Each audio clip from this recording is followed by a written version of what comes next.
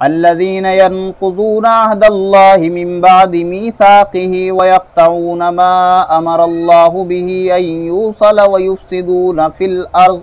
फरमाया जो अल्लाह के इकरार को मजबूत करने के बाद तोड़ देते हैं और जिस चीज़ यानी रिश्ते क़राबत के जोड़े रखने का अल्लाह ने हुक्म दिया इसको तोड़ते हैं और ज़मीन में ख़राबी करते हैं, उलाइका हुमुल ख़ासिरून, यही लोग नुकसान उठाने वाले।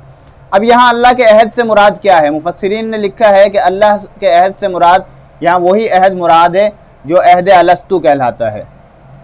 अल्लाह ने जब चींटियों की मानिंद तमाम इंसानों की रूहों को जमा करके एक तश्तरी में रखा और अल्लाह ने उनसे सवाल किया था अलस्तु बिरब्बिकुम, बताओ क्या मैं तुम्हारा रब नहीं हूँ? तो सब ने बैक ज़बान क्या कहा था? कालू बला, बेशक आप हमारे रब हैं।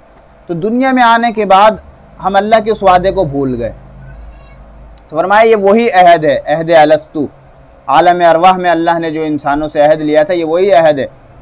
अच्छा, जिनका हाफजा तेज़ है उनको तो ये अहद याद है, और हम जैसे लोगों का, हमारा जो हाफजा है उसका तो अल्लाह ही हाफिज़ है, तो हमारे हाफजे तो ऐसे हैं नहीं।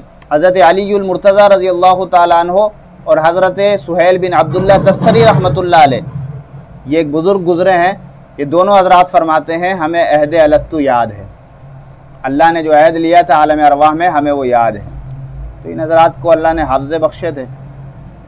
हमें तो यही नहीं पता होता कल परसों क्या खाया था, क्या पक्का था, लेकिन हज़रत अली रज़ी अल्लाह ताला अन्हु और हज़रत सुहैल बिन अब्दुल्ला तस्तरी रहमतुल्लाह अलैह फरमाते हैं अल्लाह ने जो आलम अरवाह में इंसानों की रूहों से अहद लिया था हमें वो अहद याद है।